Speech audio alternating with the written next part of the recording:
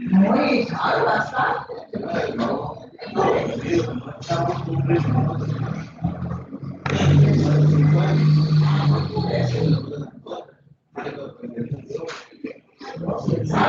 Ahora creo que mantener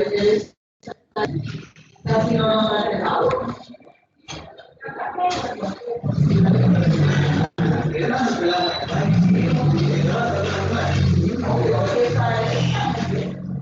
Pero como ya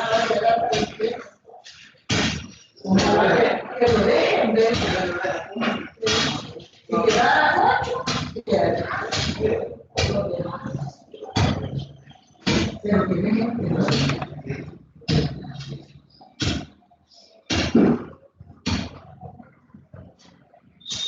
Yo quisiera que ganan nueve.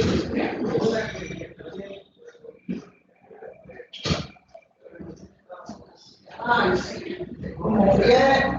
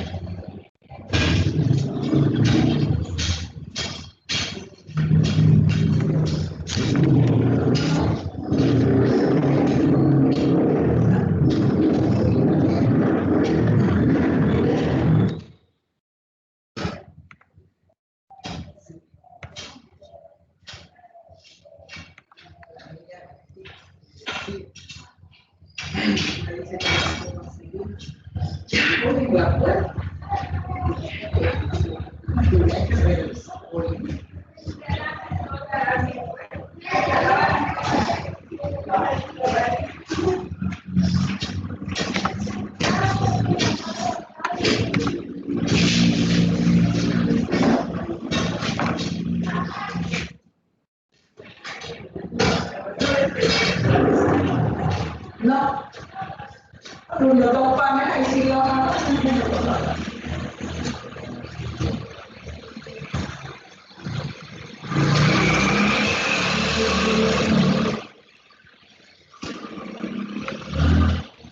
Brava la linda que va a comprar su almuerzo.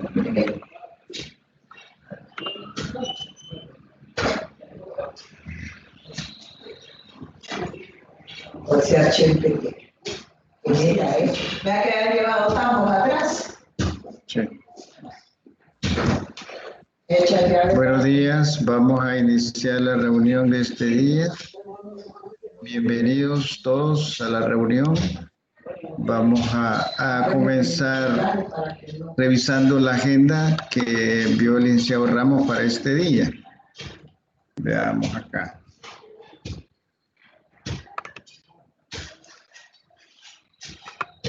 En la tutoría 6, la última, quiero decirle que como falta el examen y faltan algunas tareas, la próxima semana siempre vamos a tener una tutoría de repaso, ya más que todo por atender consultas del contenido, porque ustedes se tienen que preparar para el examen final y creo que falta una tarea. Entonces, por cualquier problemita, por cualquier duda, el martes a las 7 de la noche vamos a tratar de tener una reunión breve, ya específicamente para atender las consultas, ¿verdad? Debo decir, la gente me olvidó decirle Salvador. No, él ya sabe. Gente, ahí va a saltarme a traer a Salvador, va a ir con ustedes. Va, él ya sabe, ya no me habló. Vaya.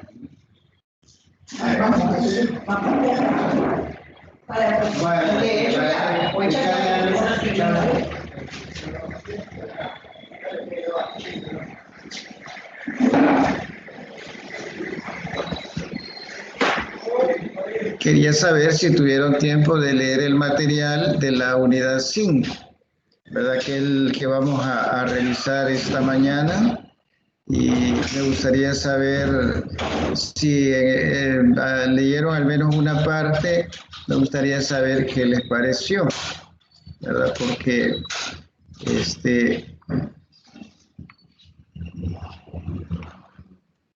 para ubicarme, ¿verdad? Lo importante es que hayan podido hacer el espacio para leer un poquito con respecto a eso, ¿verdad? ¿Alguien tuvo tiempo de leer algo sobre la unidad 5?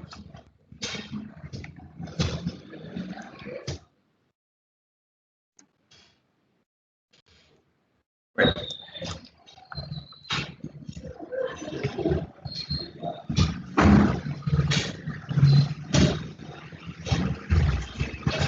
En este caso vamos según la agenda, nos tocaría que desarrollar ahora el estudio del material de la unidad 5, que trata específicamente sobre las investigaciones realizadas por una organización de Estados Unidos, cuyas siglas son NCTM. Entonces vamos a tratar de revisar con cuidado las orientaciones que dan estos señores. Veamos entonces la presentación. Si en el transcurso de la presentación pues hay algún comentario, alguna pregunta, me gustaría que la hicieran, porque lo importante es que tengamos claro qué opina, qué recomienda la NCTM, ¿verdad? Entonces, para este día, la unidad 5 se llama Aporte de la NCTM a la didáctica de la matemática. Quiero decirles que esta institución lo que hace es investigar con mucho cuidado todo el proceso de enseñanza-aprendizaje de matemáticas en los diferentes niveles. Y incluso tiene una revista, y la presentación de hoy se basa más que todo en un documento que publicaron hace algunos años, donde ellos proponen, porque es una propuesta, no es camisa de fuerza, los principios, los estándares, etcétera, etcétera, para orientar la educación matemática con el objetivo que sea exitosa y que el estudiante, en lugar de tenerle miedo a la matemática, sienta gusto por la matemática, valore la utilidad de la matemática. Eso que se oye bien bonito, pues es el punto débil de la educación matemática, no solo en El Salvador, sino en muchos países. Entonces comenzamos. La NCTM, que en inglés significa National Council of Teachers of Mathematics, es una asociación o un consejo nacional de profesores, de maestros de matemática, ¿verdad? Entonces, ya saben ustedes que que es una institución seria, fundada en Estados Unidos, pero que actualmente sus miembros ya no solo son de Estados Unidos, y realiza investigaciones serias con el objetivo de mejorar la enseñanza-aprendizaje de la matemática. El objetivo general, comprender los diferentes aportes del Consejo Nacional de Profesores de Matemáticas sobre los principios y estándares del proceso de enseñanza de la matemática. Principios es el fundamento de algo y los estándares es lo que aquí en El Salvador le llamamos competencias. Ellos le llaman estándares, nosotros aquí le llamamos competencias. Para El Salvador, el Ministerio de Educación ha definido ciertas competencias. Para la NCTM, ellos han definido unos estándares. Algunos coinciden con los de El Salvador, otros no, pero bueno, hoy los vamos a revisar.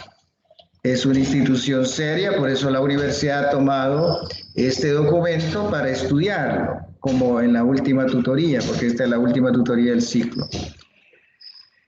Revisemos qué dice la NCTM. Los principios y estándares para la educación matemática del Consejo Nacional de Profesores de Matemática han sido un referente importante en la formación de docentes de matemática. O sea, es un documento que no se puede ignorar. Tiene cosas importantes, algunas muy adaptables a la situación de El Salvador, otras tal vez no tanto, pero todo es importante. Por eso lo vamos a estudiar. Los principios para la acción actualizados son, veamos los principios, después los vamos a ver ya en detalle. Los principios: enseñanza y aprendizaje, acceso y equidad, currículo, herramientas y tecnologías, evaluación y profesionalismo. Esos son los principios que más adelante los vamos a estudiar con cuidado. Ya, cada uno es importante. Estos principios para la enseñanza y aprendizaje de la matemática establecen un programa de matemáticas de excelencia. Requiere de una enseñanza efectiva que involucre al estudiante en un aprendizaje significativo a través de experiencias individuales y colectivas que promuevan sus habilidades para dar sentido a las ideas matemáticas y razonar matemáticamente. Este último párrafo dice cosas bien delicadas.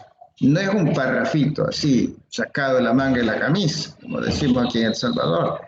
Primero dice, requiere de una enseñanza efectiva que involucre al estudiante. Involucrar significa que esté activo en la clase, en un aprendizaje significativo. Significativo quiere decir que el estudiante lo encuentra de utilidad para su vida. Lo encuentra o lo interpreta que es importante para su vida. Lo ve pertinente, lo ve de utilidad.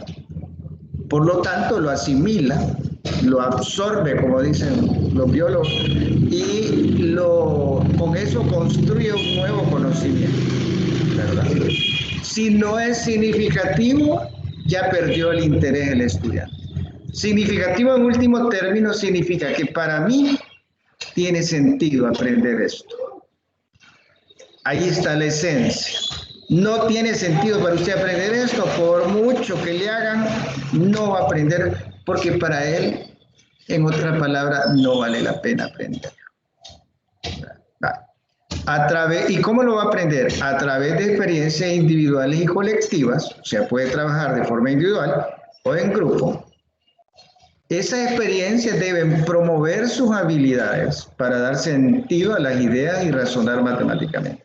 O sea, el objetivo último es ese, dar sentido a las ideas matemáticas y razonar matemáticamente. Este parrafito, llevarlo a la práctica, requiere muchas cosas.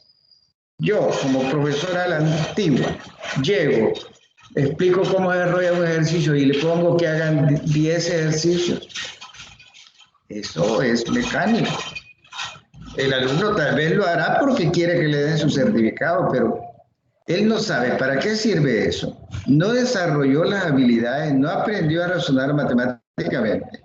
Lo que tal vez aprendió es a memorizar el algoritmo para resolver eso, pero eso es mecánico. Y el objetivo no es ese, el objetivo es ir más allá. No estoy diciendo que los algoritmos no sirven, sino que hay que ir más allá del algoritmo. El algoritmo es una herramienta que en determinado momento me va a servir, pero yo estoy ocupado en otra cosa. Y al final, el último paso es aplicar el algoritmo, pero ahí ya cambia el panorama. Bueno, no sé qué les parece esta pequeña introducción. A ver, ¿algún comentario de este parrafito? ¿No los asusta mucho este parrafito a ustedes? A ver, cuéntenme. Bueno, a mí sí me impresiona, a pesar que ya tengo mis años dando clases en diferentes niveles, pero sí no deja de... Porque es un reto, que no es imposible. ¿Verdad? De hecho, hay casos exitosos en El Salvador, pero sí es un reto, sobre todo considerando pues cómo está en este momento la enseñanza de la matemática en El Salvador. Bueno, si no hay comentario, seguimos entonces. Veamos. Vamos a la otra diapositiva. El aprendizaje de la matemática debe desarrollar la comprensión y conexiones de los conceptos, las operaciones y relaciones, el uso significativo y flexible de los procedimientos matemáticos para la resolución de problemas, la habilidad de formular, representar y resolver problemas, la capacidad de pensar lógicamente y justificar sus pensamientos. Mire cuánto. Y todo bien delicadito. Si eso que dice este párrafo lo logra un profesor de matemática en El Salvador, deberían premiarlo, porque es un exitazo. Ya me imagino cómo van a salir los alumnos de ese profesor. Qué capacidad más grande van a tener esos alumnos. Y van a salir amando la matemática, enamorados de la matemática. Por eso deberían premiar a ese profesor, ¿verdad? Ahora, si yo, profesor cómodo, no quiero complicarme y que lleguen a memorizar y a mí no me importa, pues lo menos que pueden hacer es decirle, mire, busque otro trabajito. Para enseñar matemática se requiere una experiencia especializada y un conocimiento profesional que incluye el conocimiento matemático, pero además conocer el modo como aplicarlo de la mejor manera en su enseñanza. Entonces es bien delicado. Por eso a veces decimos, dar clase es un arte. A algunos no les gusta la palabra arte, porque dicen que el arte no es ciencia. Pero es un arte en el sentido de que hay mucha subjetividad. Si el profesor pone mucho empeño, se apasiona con eso, claro, va a ser algo brillante. Y el otro que tiene la misma capacidad, ¿por qué no? Porque ni se apasionó, ni le gusta y además llega aburrido, llega cansado. Pero los dos tienen la misma capacidad. Uno la desarrolló, la explotó y es un exitazo. El otro la guardó. No es un éxito. Va. La buena práctica tiene que ver con establecer metas centradas en el aprendizaje. Fíjese bien. No metas centradas en la enseñanza, metas centradas en el aprendizaje. Eso no quiere decir que la enseñanza no la voy a descuidar, pero es que la prioridad no es esa. Sí es importante, hay que tomarla en cuenta, pero no es la prioridad. ¿Verdad? Implementar tareas que promuevan el razonamiento matemático y la resolución de problemas. Usar y relacionar representaciones matemáticas. Facilitar un discurso matemático significativo. Proponer preguntas con un propósito. Lograr competencias procedimentales desde la comprensión conceptual. Apoyar el esfuerzo productivo en el aprendizaje de la matemática. Y obtener y usar evidencias del pensamiento de los estudiantes. Mire cuántas cosas, ¿verdad? Si eso se cumpliera en todas las aulas en El Salvador, sería una maravilla. Algún día va a ser, porque las cosas están cambiando, no hay que desanimarse. Yo conozco profesores ya un poco mayorcitos que están actualizándose constantemente y la verdad es que están haciendo un gran esfuerzo, un buen trabajo. Se ven los resultados, ¿verdad? Pero hay otros que a saber qué están pensando. Pero gracias a Dios son poquitos. La mayoría está actualizándose rápidamente. Las metas deben describir conceptos, ideas, métodos matemáticos que los estudiantes deben comprender en profundidad e identificar las prácticas matemáticas que deben aplicar con su lectura. Imagine esto a manera de introducción, ya le están dando el horizonte. ¿Qué quieren de usted, profesor de matemáticas? ¿Y quién lo dice? Pues los expertos en enseñanza de la matemática. Estamos revisando el documento hecho por ellos. Entonces, es una opinión que no podemos ignorar tan fácil. Por eso la universidad dice en la tutoría 6, revisen por favor las partes más importantes del documento. Vale. Sigamos. El propósito de la clase no debe ser un misterio para los estudiantes. En una de las investigaciones, Heister en Manzano dan cuenta que en las aulas en las cuales los estudiantes comprenden cuáles son las expectativas de aprendizaje, tienen un mejor desempeño que aquellos donde las expectativas de aprendizaje no están claras. Aquí hay una idea buena.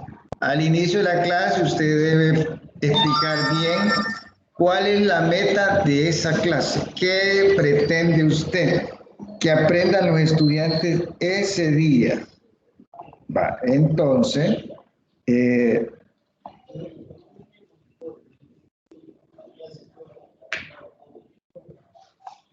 esa es la idea. Entonces, me parece muy acertado eso, ¿verdad? Permítame un momentito.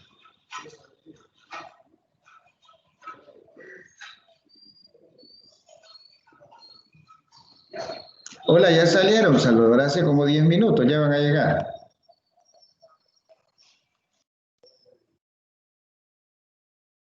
Perdón la interrupción. Entonces, esta es una idea importante, porque si usted conoce las expectativas, usted va a hacer el esfuerzo por cumplir con esas expectativas, aunque sea algo obligador, ¿verdad? Pero ahora, si usted no sabe ni qué es lo que quieren de usted, cuál es el objetivo para ese día, entonces usted agarra todo, como decimos en El Salvador, al suave. ¿Por qué?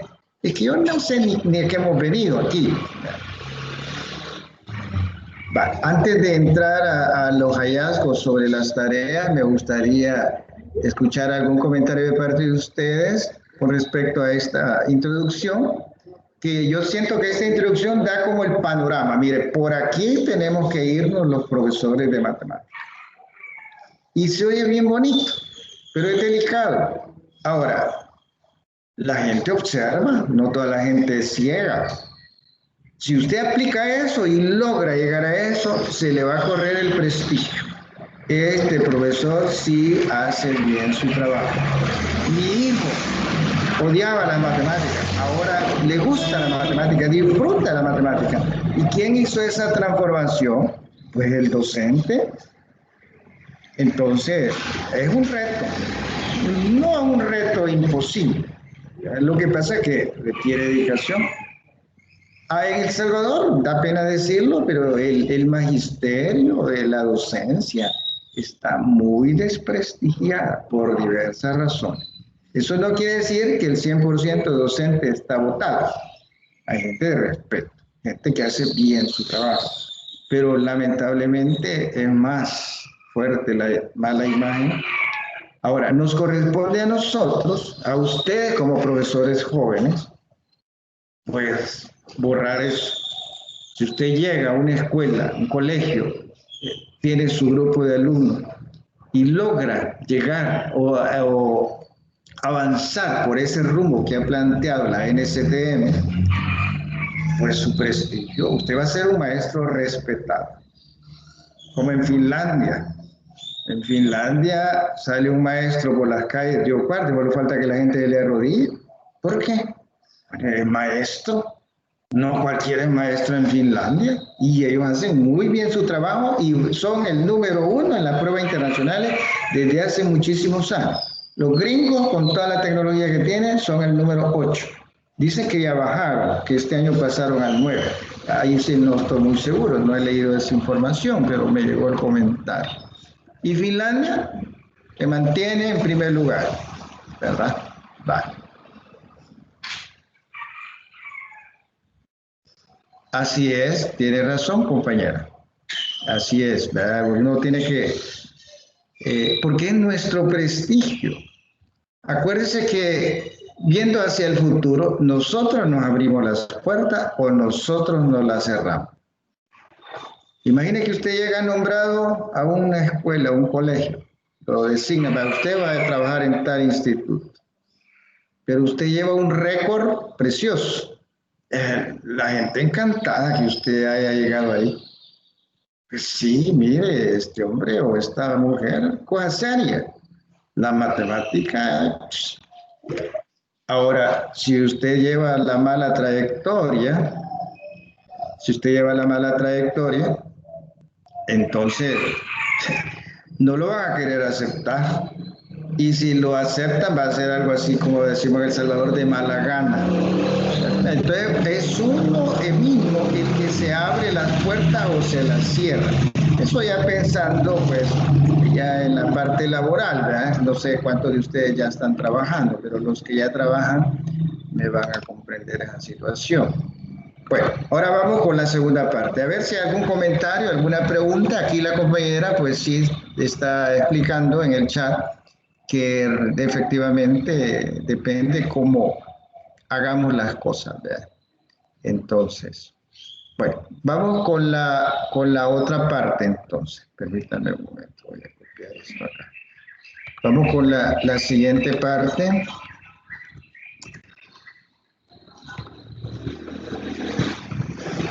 Entramos ahora con los hallazgos sobre las tareas. Hallazgos sobre las tareas. El docente tiene que ingeniarse qué tipo de tarea va a ponerle a los estudiantes, ya sea para hacerla en clase o fuera de clase. Entonces, la NCTM investigó eso también y encontró lo que ellos llaman hallazgos, es decir, algo que estaba más o menos oculto, que no era como tan obvio, pero ellos lo descubrieron. Vale, número 1. No todas las tareas proporcionan las mismas oportunidades para el aprendizaje de los estudiantes. Ese es un gran hallazgo. ¿Y cuál es la solución en ese caso? Tareas diferentes. Esta tarea no le cuadra a varios. Mañana voy a poner otra que tal vez sí les cuadre, pero a lo mejor no le va a cuadrar al 100%. Pero en toda esa variedad de tareas, estoy abarcando el 100%. Al finalizar un mes de clase, la variedad de tareas ha sido tal que la que no le cuadró a uno, le cuadró al otro, al otro, al otro, y al finalizar el mes, le cuadraron a todos. De eso se trata. Porque hay variedad, usted no tiene estudiantes clonados enfrente, cada uno es cada uno. Número 2, el aprendizaje de los estudiantes es mejor en las clases, donde las tareas consisten en alentar un alto nivel de pensamiento y razonamiento, que en aquellas que se les propone tareas que habitualmente son procedimentales. En otras palabras, el método tradicional no mejora los aprendizajes. No estoy diciendo que no aprenden, pero que aprenden menos. ¿Cuál es el método tradicional? Algorítmico, profesora resuelve un ejercicio, explica los pasos a seguir, sigan estos pasos y resuelvan estos 10 ejercicios y me los entregan. Ahí ya estuvo el trabajo del profesor. Después lo que sigue es calificar. Eso es algorítmico. Eso no es un reto fuerte para los estudiantes y no los motiva, el aprendizaje es mínimo. A lo más es que llega a memorizar un algoritmo, pero el objetivo no es ese. Entonces aquí proponen de que las tareas deben alentar un alto nivel de pensamiento y razonamiento. Por eso ahora se trabaja con el método de resolución de problemas, porque ahí la respuesta a la solución no es evidente, no es obvia. Y tienen que discutir, tienen que buscar, tienen que probar hasta que al fin encuentran cuál es la solución. Lo que sigue después es algorítmico. Sí, pero ya desarrollaron una parte vital. Entonces el estudiante encuentra eso interesantísimo porque es un reto para ellos y ese proceso mejora los aprendizajes. ¿Por qué los mejora? Porque gracias a todo ese trabajo ellos logran comprender mejor los conceptos matemáticos. Ya eso de aplicar el algoritmo para resolver esto y lo otro, eso ya es el último paso, es la parte, diríamos, como más fácil. ¿Fácil por qué? Porque es mecánica, es memorística. Digamos que el problema llegó a plantear una ecuación, supongamos. Lo difícil era plantear la ecuación. Eso, ahí está lo complicado. Ahora, ya tenemos la ecuación. ¿Cómo se resuelve? Ahí voy con el algoritmo. Ahí es memoria. Ahí es mecánico. Pero ya hice lo más difícil. Y eso mejora enormemente los aprendizajes. Número 3. Las tareas con altas demandas cognitivas son las más difíciles de implementar bien y a menudo resultan menos demandantes. Ese tipo de tareas dice que no está tan chicho de implementar. Requiere pues mucho ingenio de parte del docente y no solo ingenio, conocimiento sobre los estudiantes que tiene enfrente. Por eso hay una prueba diagnóstica. Bueno, y estos estudiantes, ¿qué saben y qué no saben? ¿En qué vienen deficientes y en qué no? Eso por ver la parte cognitiva. Veamos la parte social. Imagine que un estudiante de sufre maltrato infantil en el caso de los niños o abuso sexual en el caso de los adolescentes. Ese va traumado y está en clase de matemática. ¿Hasta qué punto esos líos que tiene por allá están afectando seriamente la concentración en la clase de matemáticas? Esa es otra parte que el docente no puede desconocer. Entonces, habrá que ver, ¿verdad? ¿Y para qué todo eso? Para ver cómo, primero, qué tarea voy a proponerles y cómo voy a implementar estos procesos, que mientras más difíciles sean, más cuesta implementarlo, pero más aprenden los estudiantes. Les pareciera ahí como...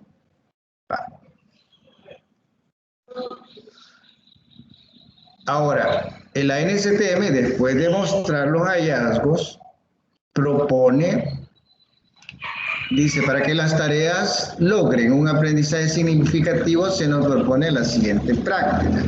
Veamos en qué consiste la práctica propuesta por ellos.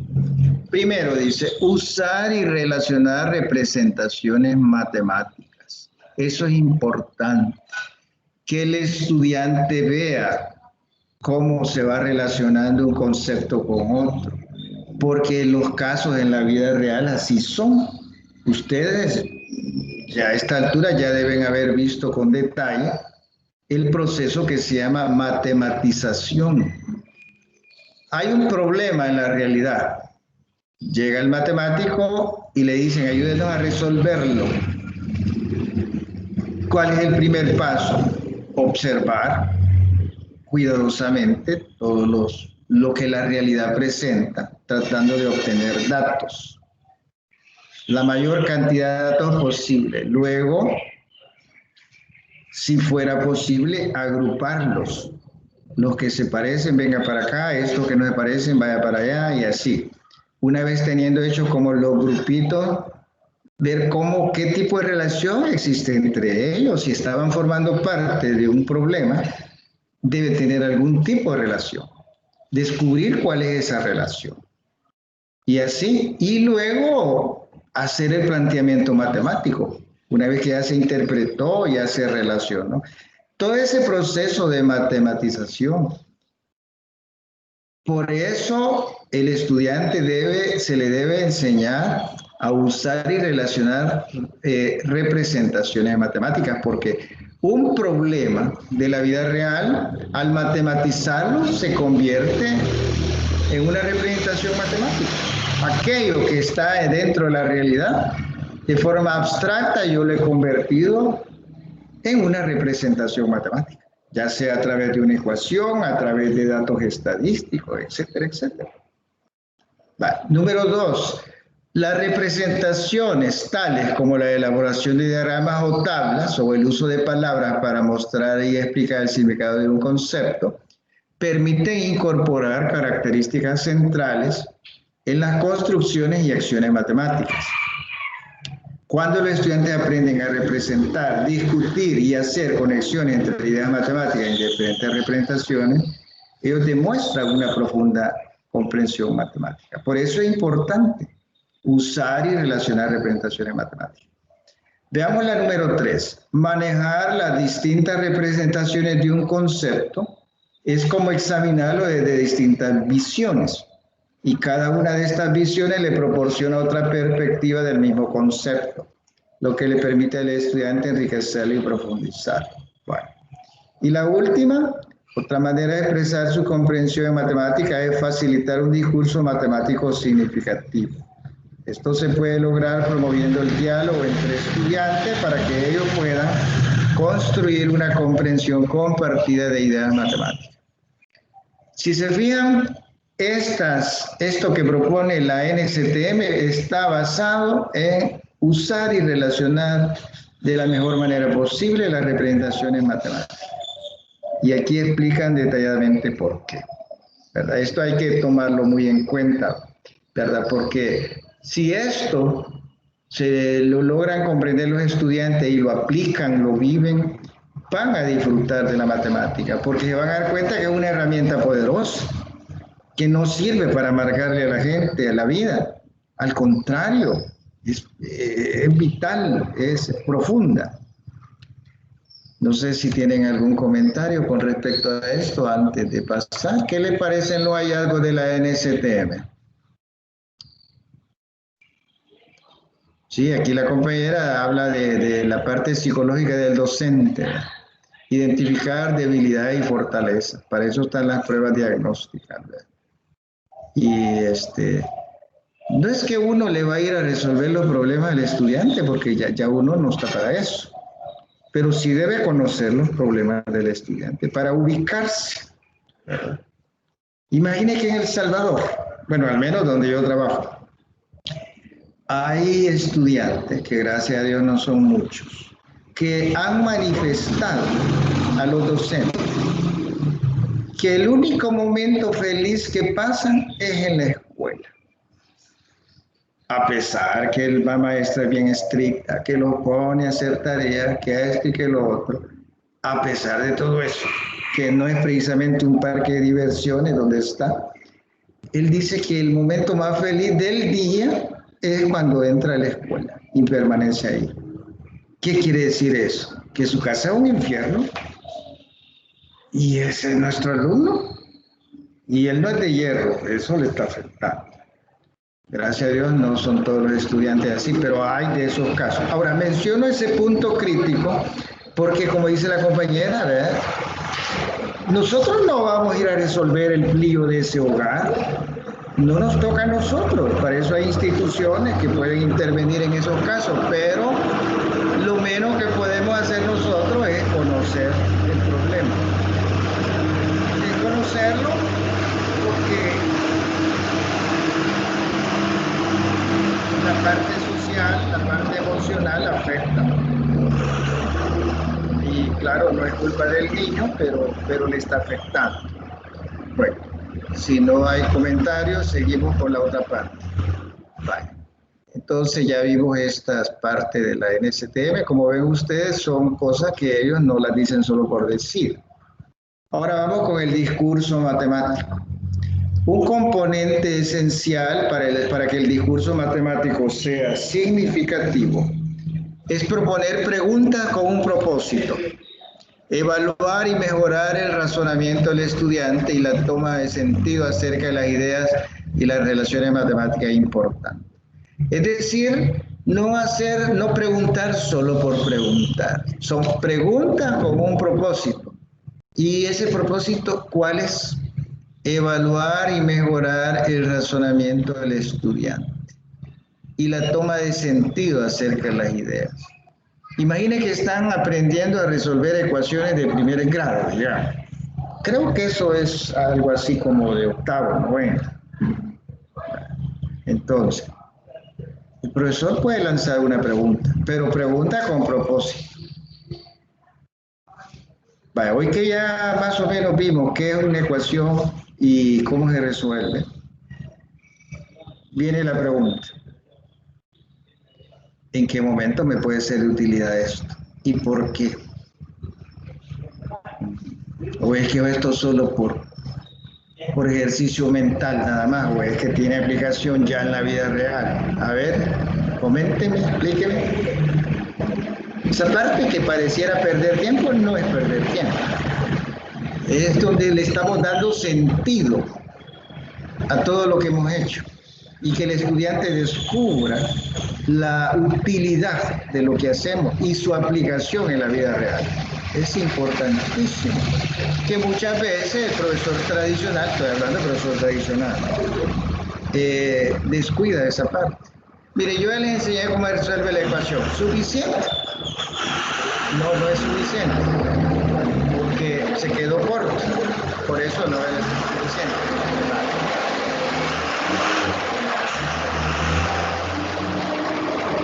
Aquí citan 4 autores que dicen que crearon una clasificación de tipos de preguntas de acuerdo a unas categorías creadas por sus investigaciones. Estas categorías son categorías de preguntas con propósito. Veamos las categorías. Recoger información, explorar pensamiento, hacer la matemática visible, alentar la reflexión y la justificación. Esas son las categorías. Entonces la pregunta es, usted como docente, ¿qué quiere? ¿Qué quiere saber? ¿Quiere solo recoger información? Tendrá que ingeniarse un tipo de pregunta. ¿Quiere explorar el pensamiento matemático de ese alumno? ¿Quiere hacer la matemática visible? Porque la matemática en sí es abstracta. Por eso dice aquí hacerla visible, es decir, aplíquela, vea la utilidad. Y luego alentar la reflexión y la justificación. Esa parte es vital, vital porque el estudiante descubre, bueno, yo creía que la matemática era un simple ejercicio mental que aparte de activar las neuronas no sirve para nada en la vida real. Con todo eso que dice aquí, el estudiante dice, no hombre, nos están enseñando esto porque está sirviendo de mucho. Miren cuántos problemas hemos resuelto. Vale. Vamos ahora con los procedimientos.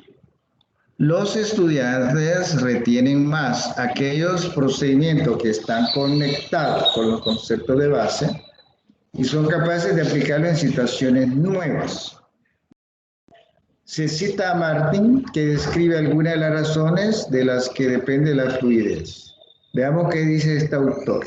Para usar la matemática efectivamente, el estudiante debe ser capaz de hacer mucho más que llevar a cabo procedimientos.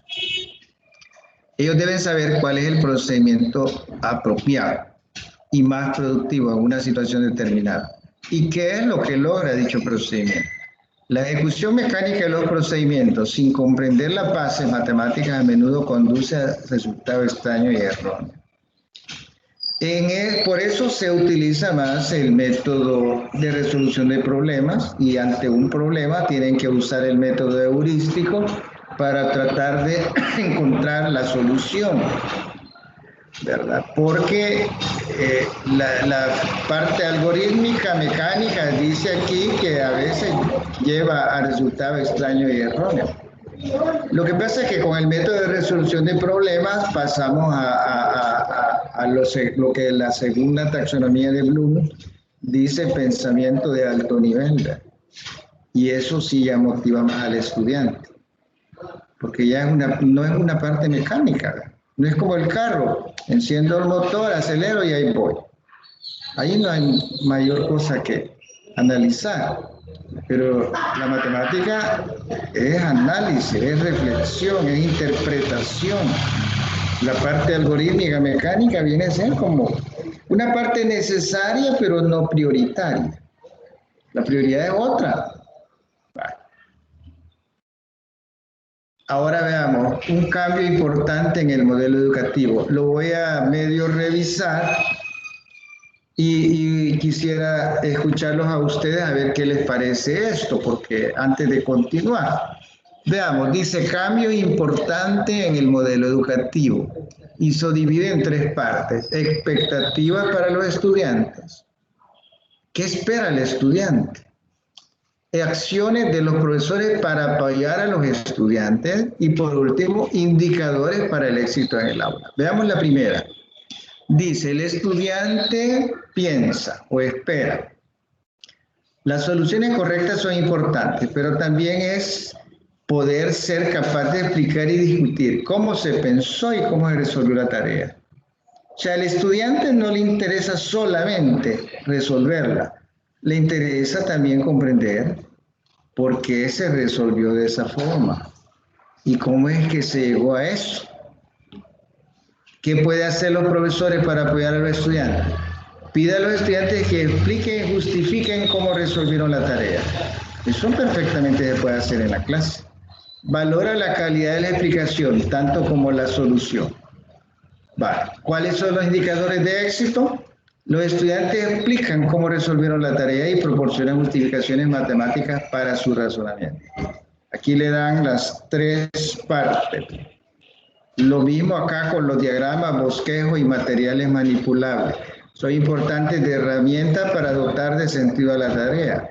¿Qué va a hacer el profesor? Da acceso a herramientas que puedan apoyar a los estudiantes en su proceso de pensamiento.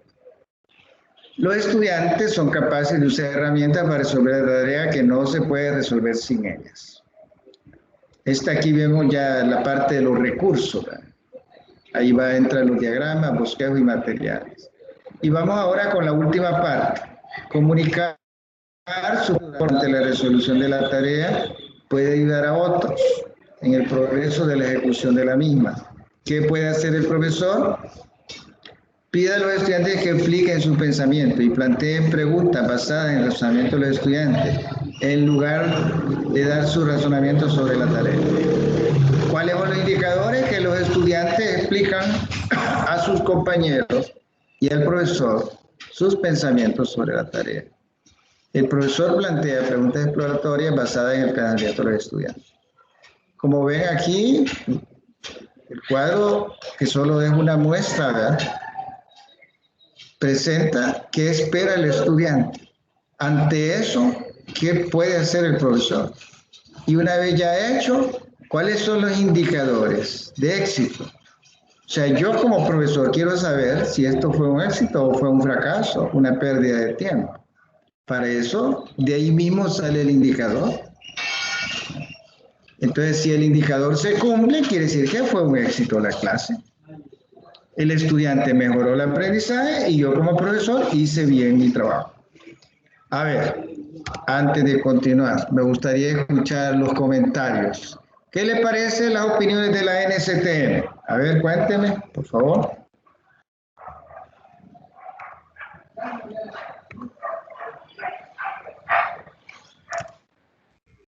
Ingeniero, buenos días. Buenos días, dígame. La escuchamos.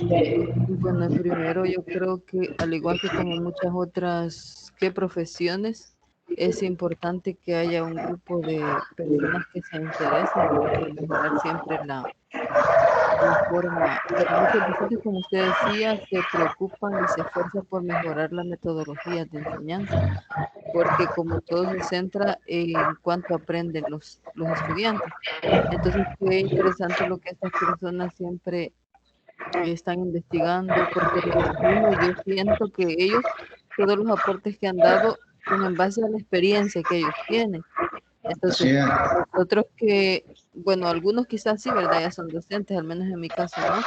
Pero yo siento que todo esto me va como dando pautas para irme formando de manera integral, y cuando yo ya vaya a impartir la asignatura, busque ese objetivo, ¿verdad? Que la formación sea integral también para los estudiantes, para que lo que ellos en el aula logran aprender, lo lleven a la práctica en los problemas que se les dan en la vida diaria. Como se dice muchas veces, la matemática es para que prepare a las personas para enfrentar las situaciones de la vida, no para memorizar algún algoritmo, ¿verdad? Entonces, Así es.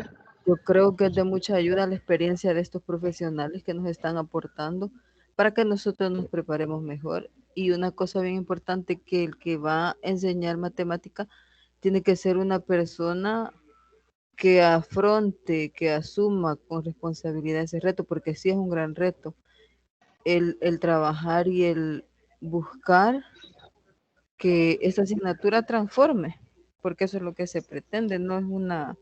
Yo siento que, y como le digo también aquí en mi casa, ¿verdad? Que es la asignatura más importante de todas. Todas son importantes, ¿verdad? Pero yo siento que esta, en especial, porque ayuda a desarrollar competencias en los estudiantes. Así Entonces, es. esta preparación es muy importante para cómo la vamos a aplicar después. Así es. Ahora, nosotros tenemos una gran ventaja como docente de matemáticas. La ventaja que tenemos es que el ser humano, no digo el hombre, la mujer, el ser humano, o sea, todos, hemos sido diseñados para pensar de manera lógica. No fuimos diseñados para pensar de otra forma. Lo que sucede es que al pensar de manera lógica, a veces nos asustamos. Y lo mejor es renunciar a pensar de esa forma. Y cuando dejamos de pensar de esa forma es cuando nos volvemos presa fácil del consumismo, presa fácil de los políticos barateros, etcétera, etcétera. ¿Por qué? Porque esta persona no piensa lógicamente y por eso es fácil de manipular. El salvadoreño en general, no sé cómo está en este momento, pero por lo menos hace 10 años, el salvadoreño en general era un sujeto muy fácil de manipular. ¿Por qué? Porque no está usando esa forma de pensar con la cual fue diseñado, que es pensar lógicamente. Yo a mis alumnos siempre les pongo un ejemplo que a ellos les da risa. Va la novia a buscar a su novio y él se lo encuentra en la esquina abrazando a otra muchacha. Vaya. Dice, bueno, a mí me han diseñado para pensar de manera lógica. ¿Qué tengo que hacer entonces?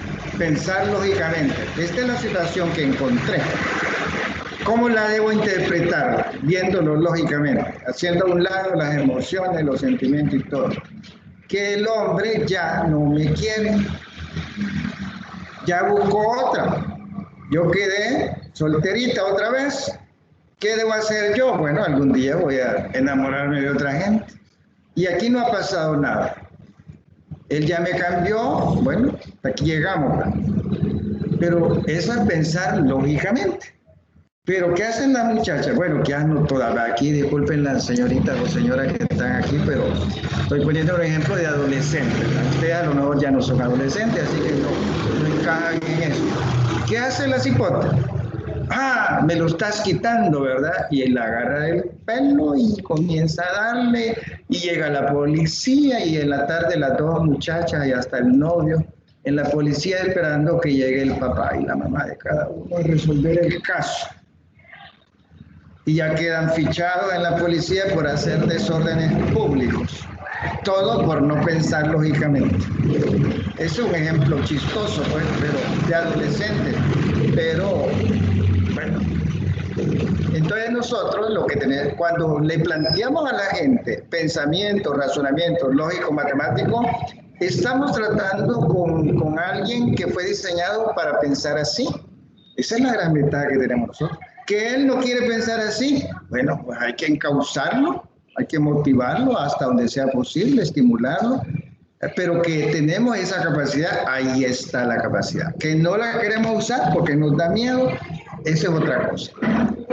Muy diferente sería que usted, profesor de matemáticas, le va a enseñar a pensar lógicamente y él no está preparado para pensar así. No fue diseñado para eso. Pero en este caso no. Lo que sucede es que como la mayoría no piensa así, pensamos que no fuimos diseñados así. Pero no es cierto eso. Vale. Excelente. Sigamos entonces. Vamos a la otra parte.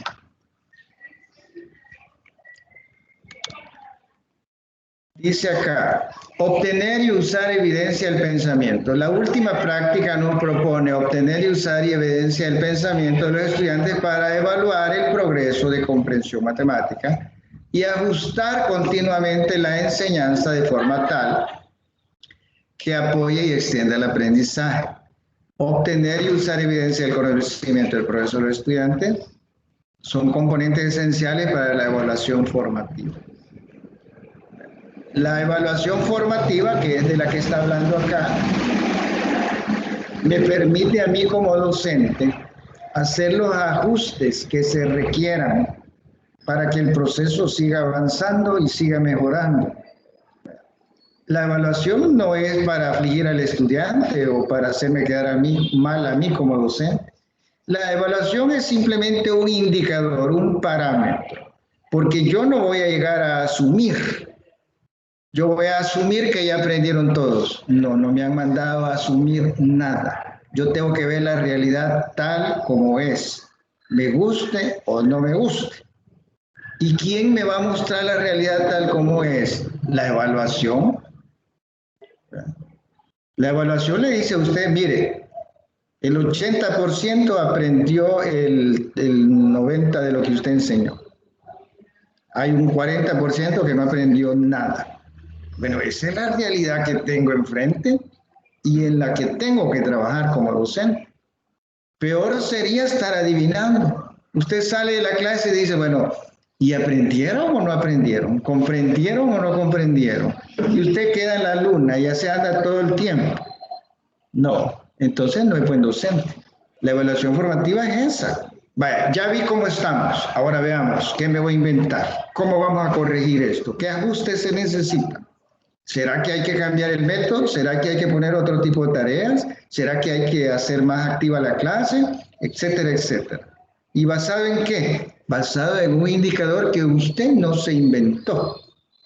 El indicador simplemente mide y le dice, va, mire, esto es como el asunto ese que llevan los carros. Le dice, va, mire, esto es lo que tiene gasolina. Si usted tiene pisto para comprar o no, eso no, ahí es problema suyo. El indicador le dice, mire, esta es la realidad del tanque. Ahí ve usted qué hace. No le va a echar, va, ahí se va a quedar a medio camino. Entonces, aquí igual, hay que ver la realidad tal como es. Dice, estas prácticas son posibles cuando los programas de matemática tienen lugar, donde estos se desarrollan un compromiso de acceso y equidad, un poderoso currículum, herramientas y tecnología apropiada y una evaluación significativa y una cultura de profesionalismo. En otras palabras, dice, si se cumplen estas condiciones que acabo de leer, estas prácticas son posibles. No se cumple todo esto, estas prácticas no son posibles. ¿Y cuáles son esas condiciones? Vale, primero dice compromiso de acceso y equidad. No hay preferencias. Las cosas se van a tratar con objetividad, con profesionalismo. Que el estudiante me cae mal a mí, ese es problema personal que no tiene nada que ver con el trabajo ni con la clase. Es que este sí me cae bien, eso tampoco tiene nada que ver con la clase. Es que mire, este como es discapacitado no lo voy a recibir, eso entonces ya no hay equidad. Vale. Luego un poderoso currículo. Por eso es que en todos los países cada cierta cantidad de años se actualiza el currículo para adaptarlo a la nueva situación del mundo, para adaptarlo a las nuevas realidades que se viven. El currículo no es algo inmutable que ahí va a estar y nunca va a cambiar. Se modifica cada cierto tiempo. A veces se modifica bien, a veces mal, pero siempre se modifica. Luego, herramientas y tecnología apropiadas. Creo que las preguntas de la tutoría 4, yo tuve algunos problemitas por eso. Miren, en la pregunta de la tutoría 4, la segunda pregunta decía que si ¿cómo se llama? Bueno, la primera decía que si consideraba que era indispensable la tecnología. La segunda decía que si la tecnología motiva al estudiante. Pues la mayoría de respuestas estaban bastante bien, pero muy pocos mencionaban, y por eso es que no tuvieron 10, muy pocos mencionaban que, mire, la tecnología por sí sola se convierte en diversión, y esa diversión es pérdida de tiempo, que no ayuda en nada a conseguir los objetivos de aprendizaje. Entonces, la tecnología es buena si la uso, la aplico, la integro de tal manera que contribuya a que yo, docente, logre los objetivos de aprendizaje que me he propuesto con estos alumnos. Esa condición algunos la mencionaban y por eso tuvieron 10, otros la ignoraban, no sé por qué razón. Pero es que si vamos a dar una respuesta hay que ver todo el panorama. La gente se enfocaba a decir, es que ahora todo el mundo tiene celular, que ahora sí es cierto. Pero, ¿qué hace? Vayan a ver en el parque los adolescentes chateando con la novia, 2 horas ya, intercambiando fotos, mandándose videos, y ahí está ayudando a mejorar los aprendizajes. No. Vaya, y si llevamos un grupo de alumnos a un aula informática y le decimos, vaya, jueguen, y los dejamos solos, digo, cuarto. Terminada la clase, ¿qué aprendieron? Nada, solo pasaron el tiempo bien divertido, nada más. Muy diferente es cuando uno docente sabe cómo hacer las cosas. Vaya muchachos, me van a abrir el programa GeoGebra y vamos a resolver con la ayuda de ese programa estos ejercicios que están en la pizarra. Les voy a mostrar cómo se usa GeoGebra y luego los dejo trabajar. El que esté en Facebook, esté en otra cosa, fuera. No hemos venido a perder tiempo. Eso no es diversión. ¿Que van a aprender? Por supuesto que van a aprender. Esos detallitos. Pero cuando hablamos de tecnología apropiada, significa buen uso. Y no todos hacemos buen uso de la tecnología. Imagina que el cipote que lo viendo pasa pornografía. Ese perdiendo tiempo está enfermándose, distorsionando algo que es bueno y arruinándolo, porque la pornografía eso hace. Y luego la otra condición dice una evaluación significativa. Eso significa usar diferentes formas de evaluar. Aquello de la única prueba objetiva al final del mes, eso ya pasó a la historia. No significa que la evaluación objetiva sea mala. Lo que pasa es que no cubre todo. No me muestra todo el amplio panorama de lo que aprendió el estudiante. ¿Y cómo se arregla eso? Pues usando diferentes formas de evaluación, diferentes técnicas, diferentes instrumentos. Lo que no me muestra un instrumento, me lo muestra el otro. Y si junto todo, tengo 100% de la información. Y una evaluación significativa, pero además de significativa, debe ser coherente. Evaluar solo lo que yo enseñé. ¿Qué enseñó usted? Yo enseñé tal y tal tema. Va, eso va a evaluar. Es que yo quería preguntarle de otra cosa. Eso ya es falta de ética. Y lo pueden demandar por eso. Preguntó lo que no había enseñado. Y luego dice una cultura de profesionalismo, que es lo que se está perdiendo. Voy a buscar, yo tengo un libro que no sé si ya se lo mandé. Es una investigación que hizo, no recuerdo si fue el BID o el Banco Mundial. Entonces, se llama, me parece, se llama Yo Docente, algo así. Y lo que hace es investigar por qué la docencia en Latinoamérica, no, ellos no hablan de otros países, está tan desprestigiada. Pero no solo revisan por qué, sino que además hacen una propuesta al final de cómo mejorar eso, cómo rescatar algo que es bueno, pero que lo hemos desprestigiado. Entonces aquí cuando habla una cultura de profesionalismo significa, bueno, hacer nuestro trabajo y hacerlo bien. Porque mire el caso del médico, ¿verdad? Llega un paciente, no puede tomarlo a la ligera porque lo mata y lo pueden demandar por eso, está jugando con la vida de la persona. El docente tiene algo delicado enfrente, la formación de ese estudiante. Lo han mandado a que éste le ayude al estudiante a comprender los conceptos matemáticos que son abstractos y a desarrollar las competencias matemáticas que el MINET dice. Una de esas es el razonamiento lógico matemático. A eso me han mandado a mí. Que si me van a pagar bien o mal, por eso, ese es un lío muy aparte. Que si me lo van a agradecer, que si me van a reconocer este esfuerzo, es mi prestigio como docente. Cuando yo no sea docente, a lo mejor ya no me va a interesar eso. Pero mientras lo sea, es mi prestigio que hay que cuidar. Yo a veces pienso, pero esa es una opinión muy aparte, tal vez una chifladura quizá, que los que no cuidan su prestigio como docente es porque tienen baja la autoestima y deberían ir a tratarse ese problemita. Porque una persona con alta autoestima dice, no, yo no puedo permitir que la gente diga, este es un chambón en el trabajo. La autoestima alta no le permite llegar a ese extremo. Bueno, pero eso ya es un lío aparte. Entonces, veamos esto. ¿Qué dicen de las prácticas de la enseñanza de las matemáticas estos señores? Dicen, establecer metas matemáticas centradas en el aprendizaje, establece metas claras de lo que están aprendiendo los estudiantes, sitúa las metas en una progresión y utiliza dicho objetivo para guiar las instrucciones, las decisiones instruccionales.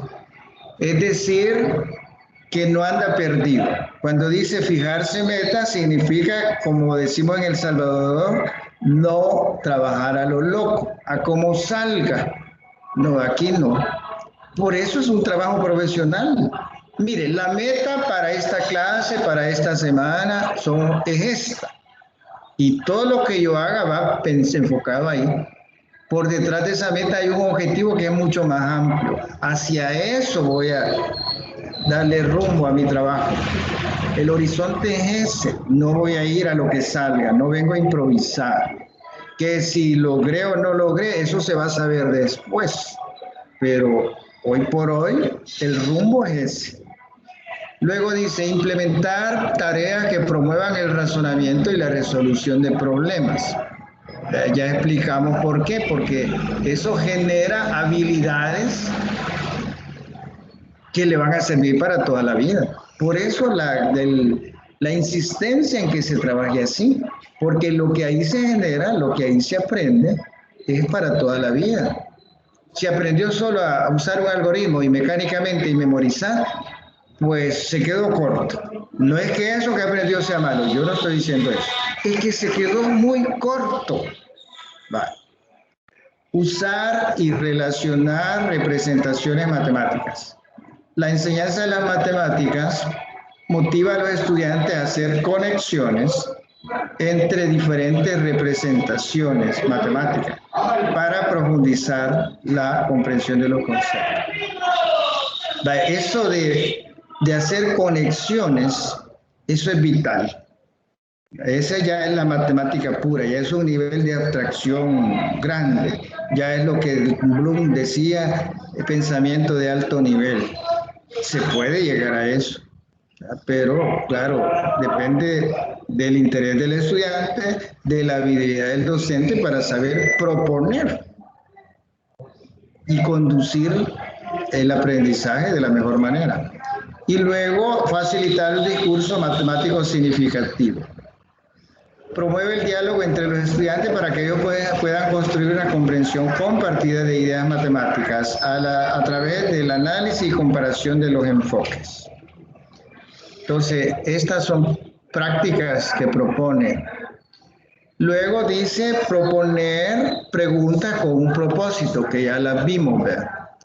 Lograr competencias procedimentales y actitudinales desde la comprensión conceptual. apoyar el esfuerzo productivo en el aprendizaje de las matemáticas por parte de los estudiantes y obtener y usar evidencias del pensamiento de los estudiantes. Hay que obtener evidencias. Ya vamos a ver, es en la otra asignatura cuando se habla del registro anecdótico. Y ahí se escribe, pues, no solo lo malo que ha hecho el estudiante, las cosas buenas, los logros. Que debe mostrar las dos caras de la moneda. Vamos a hacer una pausa acá para escuchar, a ver qué les parece todo esto. ¿Qué opina la NCTM? ¿Hasta dónde hemos llegado? A ver, ¿alguien quiere comentar algo?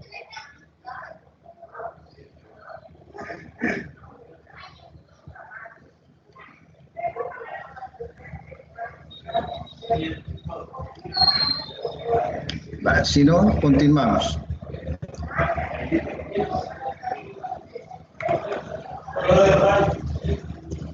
Vamos. Características de la organización. Bueno, aquí da algunos detalles, ¿verdad? Y qué es lo que hacen. Esto ya más o menos lo mencioné. Nos vamos a la otra. Entramos con la parte que se llama principios y estándares. Vale. Principios y estándares. Principio es una cosa, estándar es otra. Cuando hablamos de principio hablamos de un fundamento de algo. Eso es un principio. Y los estándares es lo que en El Salvador le llamamos competencia. Pero aquí la NCTM propone principio y estándares. Veamos qué dice acá. El libro Principios y Estándares para la Educación Matemática, publicado por la NCTM en el año 2000, o sea que no es un libro tan viejo, establece los componentes esenciales de un programa de matemáticas. Esta guía orienta a hacer lo siguiente. Primero, establecer un conjunto comprensivo y coherente de metas de aprendizaje, servir como un recurso para los profesores, orientar el desarrollo de modelos curriculares y estimular ideas y conversaciones continuas acerca de cómo ayudar a los estudiantes a adquirir una comprensión profunda de la matemática. Entonces, vamos a revisar ahora los principios y estándares de este libro, los que propone la NCTM, y aquí nos decía con qué intención se escribió. Veamos ahora. Son 6 principios.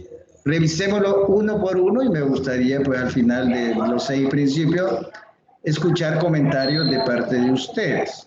Revisémoslo. Primero, ¿qué es un principio? Los principios son enunciados que reflejan preceptos básicos que son fundamentales para obtener una educación matemática de alta calidad.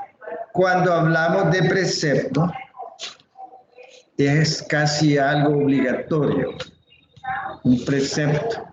En las religiones, por ejemplo, un precepto es guardar el día de descanso. Si es adventista, guarda el sábado; si es católico, guarda el domingo; si es judío, guarda el sábado, etcétera, etcétera. Pero eso de guardar un día no es que si quiero o no quiero, es un precepto. Precepto significa obligatoriedad. Entonces los principios son enunciados que reflejan preceptos básicos que son fundamentales para obtener una educación matemática de alta calidad. Ahora veamos los estándares. Los estándares son descripciones acerca del conocimiento matemático que los estudiantes deben conocer, comprender y usar adecuadamente una vez que ha finalizado la escuela. Por eso les decía, lo que aquí se llama estándares, en El Salvador se llama competencias. ¿Qué es una competencia? Es algo para toda la vida. Si aprendió a razonar lógicamente en la escuela, aunque sea un poquito, ¿cuánto le va a durar eso? Es que eso es para toda la vida. Por eso hablamos de competencia, porque la competencia es una capacidad que se le da al estudiante. Como es capacidad, ahí está, pues ahí permanece, va a morir con esa capacidad. Vale, entonces está clara la diferencia. Ahora entramos con los 6 principios. Veamos el primero. Igualdad. La excelencia en la educación matemática requiere igualdad, grandes expectativas y un fuerte apoyo para todos los estudiantes, ¿verdad? Para todos. Por eso hablamos de igualdad. Es que este me cae mal. No, es que la parte subjetiva hay que apartarla. Ahora, si yo quiero esta persona para casarme, ahí sí, la prioridad es la parte subjetiva y no va a ser mi esposa, pues mi esposo, con el que voy a compartir mi hogar, mi familia y todo. Es importante la parte subjetiva. Pero en este caso, la prioridad no es la subjetividad. Me cae bien, me cae mal, pero eso no interesa aquí. He venido a enseñar y ellos a aprender. Y esperamos que el proceso sea un éxito. Igualdad. Todos los estudiantes, sin importar sus características, pueden aprender matemáticas cuando tienen acceso a una enseñanza de alta calidad. Igualdad no significa que todos los estudiantes deben recibir una enseñanza idéntica. Al contrario, precisamente la igualdad exige que se hagan adaptaciones razonables y apropiadas y que sean incluidos contenidos motivadores. Entonces, yo tengo ahí un estudiante con baja audición, lo que en El Salvador le llaman sordo. Bueno, él tiene derecho a la educación igual que cualquiera. Además, no es culpa de él ese problema o de ella. ¿Qué voy a hacer yo, docente? Las famosas adecuaciones curriculares. El sistema se va a acomodar a la necesidad del estudiante porque él tiene derecho a una educación. Por eso la universidad y muchas instituciones tienen ahí unos intérpretes en lenguaje de señas. Están escuchando la clase y le van traduciendo al estudiante. De esa forma el estudiante está recibiendo la clase a pesar de su situación muy particular. Eso es igualdad. No quiere decir otra cosa. Ese es el primer principio. El segundo principio del currículum. Dice que un currículum es más que una colección de actividades. Debe ser coherente, estar focalizado en matemáticas relevantes y bien articulado. Mire, son 3 condiciones que pone el currículum estos señores. Primero, que sea coherente, que no se dispare y que cuadre con lo que la realidad exige. Luego, estar focalizado en matemáticas relevantes. Es decir, lo más importante, lo de más utilidad, eso es relevante. Pues con eso me voy a centrar. Si queda tiempo, pues hago la otra parte de la matemática. Pero lo primero. Y además estar bien articulado. Que la matemática de tercer ciclo sirva de base para la matemática de bachillerato y la de bachillerato sirva de base para la universidad. Eso es estar bien articulado. Vale. Número 3, la enseñanza. Una enseñanza efectiva de las matemáticas requiere saber y comprender qué es lo que los estudiantes saben y necesitan aprender de las matemáticas. Y luego motivarlos y apoyarlos para que las aprendan bien. Entonces, son como 2 partes, ¿verdad? Primero, ¿qué saben los estudiantes? Esos que tengo enfrente, ¿qué saben? Vale. Y luego, ¿qué necesitan saber? Eso depende de muchas cosas. Ya vi eso. ¿Ahora qué? Yo, docente, tengo que motivarlos y apoyarlos para que lo que voy a enseñar lo aprendan bien. Eso tiene que ver con el tercer principio, que es la enseñanza. Número 4, el aprendizaje. Esto tiene que ver directamente con el estudiante. Los estudiantes deben aprender las matemáticas entendiéndolas, construyendo activamente el nuevo conocimiento a partir de experiencias y conocimientos previos. La investigación ha establecido sólidamente el rol esencial que tiene la comprensión conceptual en el aprendizaje de las matemáticas. Si se alinean conocimiento factual y habilidades para manejar procedimientos con el conocimiento conceptual, los estudiantes pueden aprenderse en efectivos aprendices de la matemática. Por eso el método de resolución de problemas pretende que a través de aplicación de ese método, el estudiante comprenda mejor los conceptos matemáticos. que por su naturaleza son abstractos. ¿Y por qué la prioridad es que aprendan los conceptos matemáticos? ¿Ya? Porque es la base. Si comprendió bien los conceptos matemáticos, ya es un exitazo, lo demás. Y no es fácil llegar a eso, pero se supone que el método de resolución de problemas ayuda en eso. Vamos con la quinta parte, la evaluación. Debe apoyar el aprendizaje de matemáticas relevantes.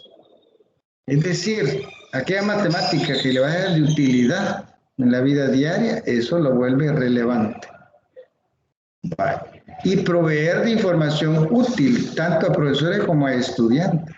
La evaluación debe dar la información tanto al profesor como al estudiante de cómo va el proceso, porque es un proceso. Y por eso, en lugar de comparar un estudiante con otro, el estudiante se debe comparar con él mismo. ¿Se han fijado ustedes que en algunos cursos le hacen a usted la prueba diagnóstica? Bueno, en algunos cursos que yo he dado sobre uso de tecnología, al inicio hay una prueba diagnóstica. Por ejemplo, una vez yo di un curso a unos profesores sobre robótica educativa. Hicieron una prueba diagnóstica en donde para detectar qué tanto sabían de robótica educativa, que robótica educativa incluye programación, fundamentos de programación. Y la mayoría pues fue bien honesto y dijo que prácticamente nada. Comenzamos a dar el curso y al terminar el curso, el mismísimo examen que hicieron al principio, la famosa prueba de diagnóstico, otra vez las mismas preguntas, pero ¿cuál era la diferencia? Que ahora no dijeron no sabemos nada. Cuando le preguntaba, mire, ¿y conoce usted esto y de esto? Sí, ¿qué tanto? Y le ponían los parámetros, 10%, 50%, 80%, 90% y 100%.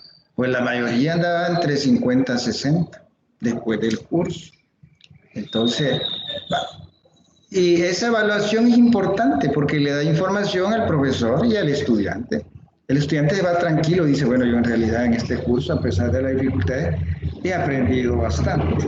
Y el profesor dice, bueno, a pesar de las fallas que pude haber tenido en el proceso de enseñar, pero los estudiantes, según estos resultados, aprendieron. Que aprenda la mayoría, un 60-70% de todo lo que yo enseñé, ya es un gran logro. Entonces la evaluación debe servir para eso. Ahora, si la evaluación es formativa y se va haciendo constantemente, mucho mejor, porque como el proceso no ha terminado, me permite a mí hacer ajustes. Ya recuerden que hay tantos factores involucrados. Yo puedo suponer que los estudiantes me están comprendiendo bien, pero es una suposición que no vale, porque puedo estar equivocado. Por muy experto que sea en la docencia, podría estar equivocado. Hay casos que sorprenden. El caso de los niños autistas. Bueno, ustedes quizás nunca han tenido un niño autista. Con los niños autistas hay que tener un gran cuidado. Nos podemos equivocar bien fácil. Yo recuerdo la experiencia de un docente de matemáticas. Creo que era el equivalente a séptimo grado. Estaba explicando ciertas cosas en la pizarra y el niño autista sentado en su pupitre agachado haciendo unos símbolos en un papel.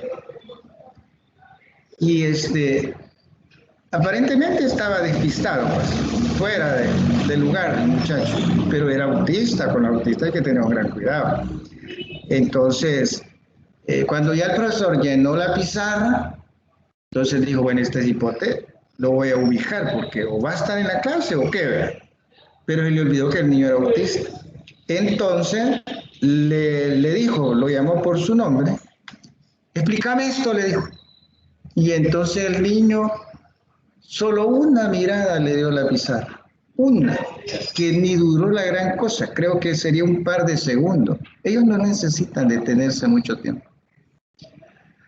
Y después de eso, el muchacho Aparentemente que no estaba atento, comenzó a explicar todo lo que el profesor había hecho en la pizarra, todo, sin equivocarse,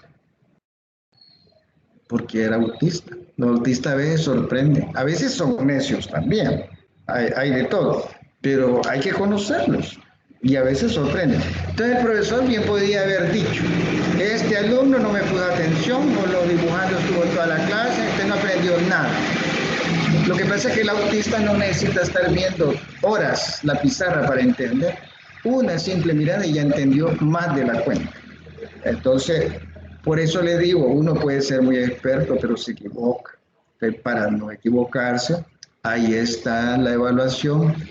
Usted mide los aprendizajes y se ubica, y ese dato no es suposición, eso no es inventado, eso no es adivinanza, son datos reales, siempre y cuando haya usado el instrumento adecuado para obtener la información. Porque así, basado en la realidad, usted hace los ajustes. Y como el proceso no ha terminado, todavía yo puedo modificar. Vale. Sigamos. El número 6, tecnología. Es esencial en el aprendizaje y la enseñanza de las matemáticas. Vale, aquí volvemos a lo mismo que ya mencioné. La tecnología por sí sola se convierte en distracción, en diversión, pérdida de tiempo, en otras palabras. Yo puedo tener buenas máquinas con internet de alta velocidad y le digo al niño, vaya, trabaje y lo dejo solo. Cuando regreso ya tiene 2 horas en los juegos de Mario Bros. ¿Y en qué ayudan los juegos de Mario Bros? En nada. Que no, pero miren, no fue malo. No, yo no estoy diciendo que sea malo, que perdió tiempo. Y la escuela no es para perder tiempo. ¿Qué tengo que hacer yo docente? Orientarlo. Vaya niño, siéntese aquí. Le voy a abrir el juego con el que va a jugar. Digamos, primer grado, por ejemplo. Es que mire yo, no. Con este juego va a trabajar 20 minutos. Yo lo voy a estar observando. Es que este juego no me gusta, pues ni lo ha visto para que diga que no le gusta. Juegue y punto. Yo decido aquí qué hacer. Entonces el niño comienza a jugar, después le gustó el jueguito y ahí se queda. Pasó 20 minutos. ¿Perdió el tiempo? No. Imagine que sea un jueguito sobre, digamos, la suma. Ese niño aprendió a sumar en 20 minutos. Que ni se dio cuenta. Bueno, esa es otra cosa. Y entonces la tecnología a mí me sirvió para que el niño aprenda a sumar. Sí. ¿Y cuál era el objetivo de la clase? La suma, que aprendan a sumar. ¿La tecnología me ayudó? ¿Sí o no? Sí. Muy diferente cuando le diga, vaya niño, aquí está la computadora con internet. Juegue. Juegue se va a Mario Bros. Y a otras páginas que ellos ya conocen. A estas alturas ellos saben mucho de eso. Vale. Ese cuidado sí hay que tener con tecnología. Si hacemos así, la tecnología tiene enormes ventajas. Vale. El caso concreto de GeoGebra. Ecuaciones, funciones, y de todo, gráficos. Si yo llego a la pizarra y comienzo a hablar de eso, pues me pueden comprender algo. Pero cuando yo lo estoy viendo en pantalla, el gráfico, y lo puedo modificar, me baja el nivel de abstracción. Y ese bajar el nivel de abstracción me facilita el aprendizaje. Estoy viendo, aquí lo tengo enfrente, soy yo y mi máquina. Ya no es el profesor hablando de cosas que yo no miro. Ahora el profesor me habla de algo que aquí lo estoy viendo, bajé el nivel de abstracción. Aparte que los juegos, los programas son preciosos, cada día más bonitos, más atractivos. ¿Verdad? Yo les voy a enviar próximamente quizás el link para que descarguen, no sé si ya se lo di, un compañero de trabajo que es muy buen programador, ha creado un software de matemáticas con variedad de juegos, no recuerdo cuántos juegos son, pero es una enorme cantidad. No sé, no le pide licencia, es gratuito, y ahí abarca juegos por niveles. Juegos para parvularia, juegos para primer ciclo, segundo ciclo y tercer ciclo. Todos bonitos. Y basado en el currículum oficial de El Salvador. Entonces, digamos, si la maestra está viendo la suma y quiere un juego que hable, que juegue sobre la suma, ahí hay un juego de la suma. Y bonito, los hipotes les gusta.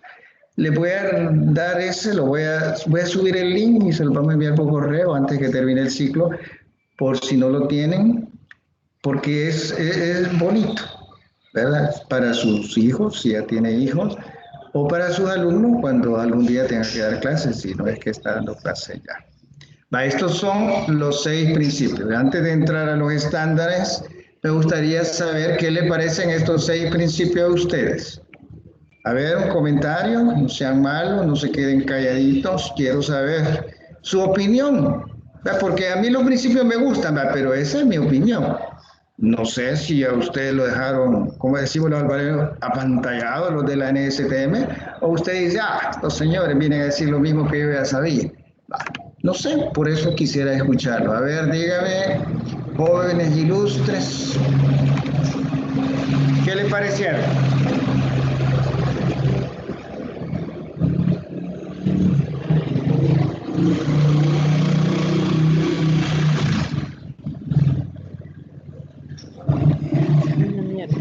A ver, dígame.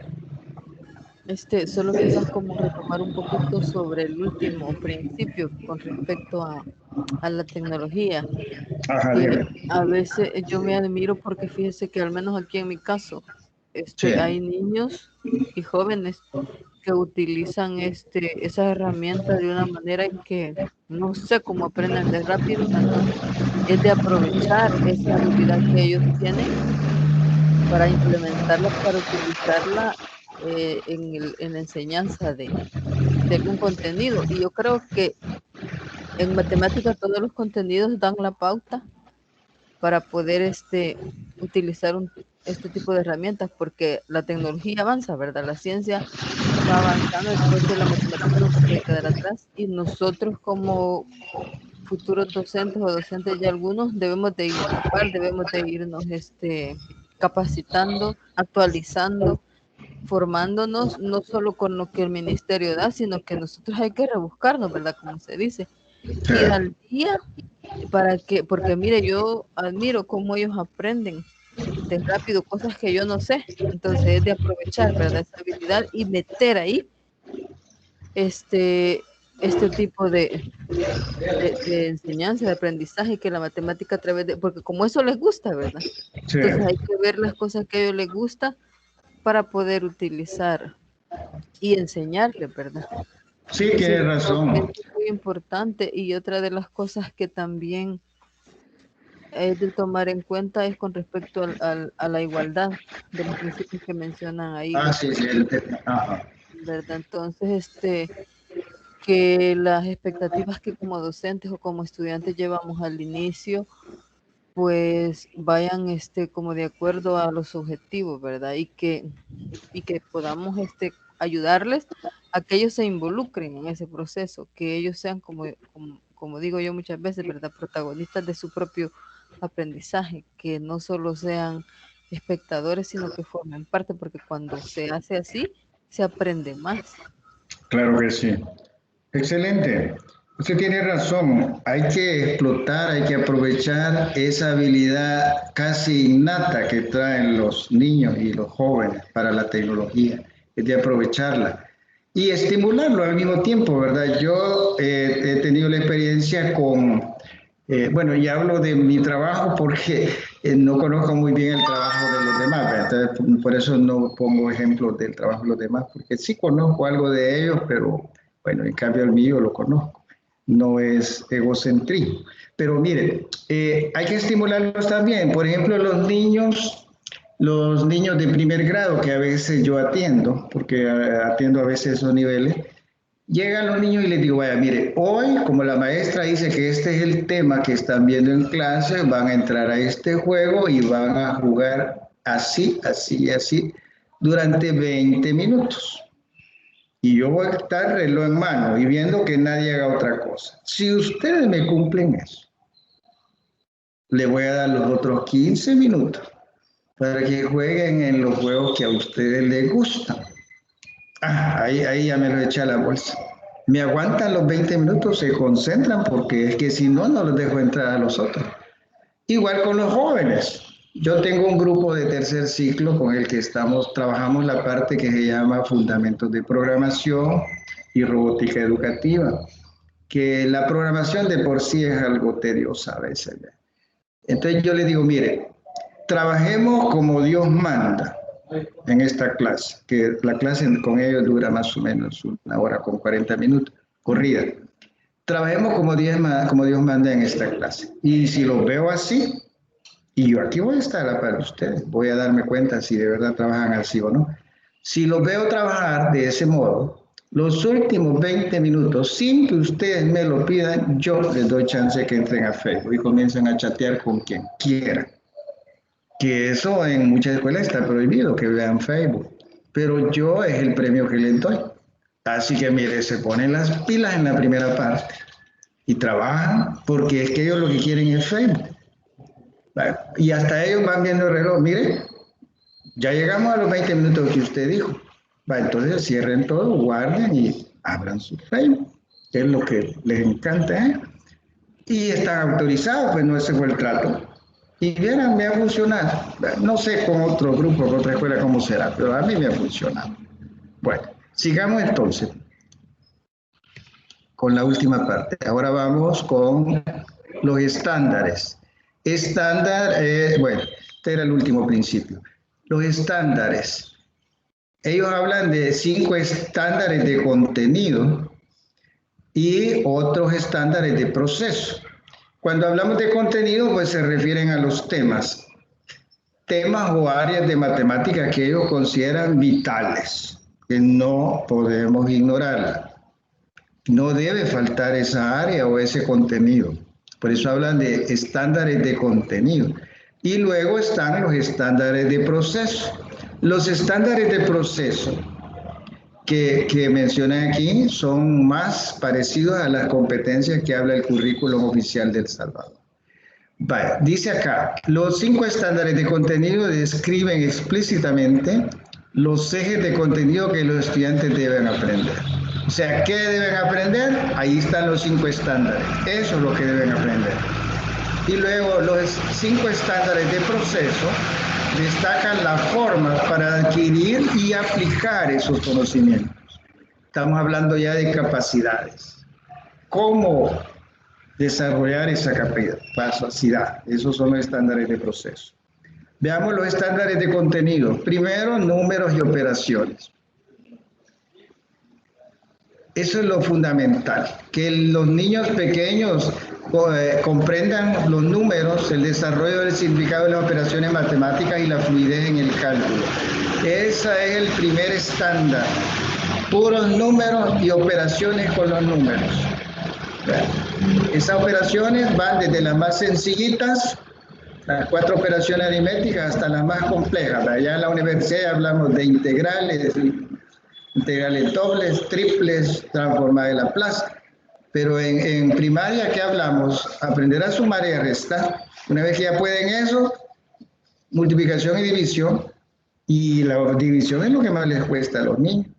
Vamos gradualmente. Ese es el primer estándar. El segundo es el álgebra. El álgebra, la mejor manera de aprender álgebra es entendiéndola como un conjunto de conceptos y técnicas ligada con la representación de relaciones cuantitativas y también como un estilo de pensamiento matemático. La parte algebraica es vital, sobre todo porque el álgebra nos permite representar muchas cosas. Entonces, si no lleva álgebra el currículo, ese currículo no sirve, según la NCTM. Por eso habla de estándares. Es decir, esto es lo que no puede faltar. Luego está la geometría. La geometría dice el lugar donde los estudiantes de educación secundaria aprenden a demostrar teoremas geométricos. Entonces la geometría es fundamental porque habla sobre el espacio, las figuras, las representaciones, y eso es importante, importantísimo. Y la otra es la medida. El estudio de la medida es crucial debido a su generalidad y aplicabilidad en los diferentes aspectos de la vida. Los diferentes tipos de medida que hay, es que eso es vital.